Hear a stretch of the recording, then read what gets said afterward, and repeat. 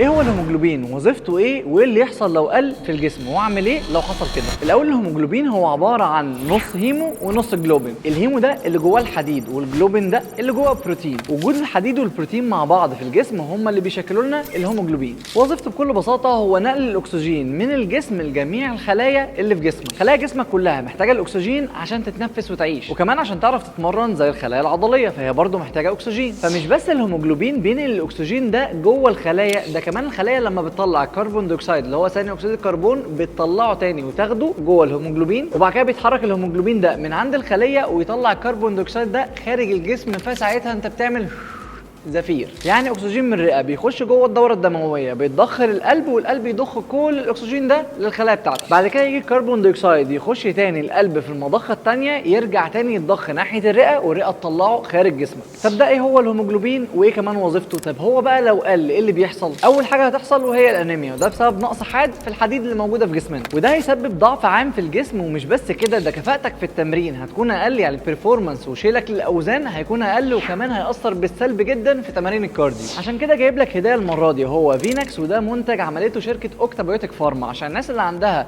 نقص حاد في الحديد او عندهم انيميا او مشاكل عام بسبب نقص الهيموجلوبين. هيفرق معاهم جدا في الاداء بتاعهم في الجيم والرياضه بشكل عام، وكمان برفع الحديد والهيموجلوبين للرقم الطبيعي بتاعهم. ولان التركيز بتاعه 30 مللي جرام في اليوم، فده تقريبا بيديني اكتر من 200% من الاحتياج بتاعي، وده عشان الناس اللي عندهم نقص في الحديد. وبرده البنات بيحتاجوا الحديد بشكل كبير جدا فترات البيريد عشان بيحصل فقد في السوائل ودم كتير من الجسم، فساعتها جسمك محتاج يعوض الدم ده والحديد اللي موجود والهيموجلوبين. والجامد بقى انه حاطين معاه كمان فيتامين سي، وفيتامين سي بيساعد في الابزوربشن او الامتصاص بتاع الحديد جوه الجسم، وكمان مجموعه من الفيتامين زي فيتامين بي 6 و9 و12، وده كمان بيعلي الابزوربشن. ايه اللي هو الامتصاص؟ طب تعمل ايه عشان تكسب؟ بكل بساطه اعمل كومنت لاثنين من اصحابك، واكتر كومنت عليه لايكات تكسب انت واثنين من اصحابك، وبس كده.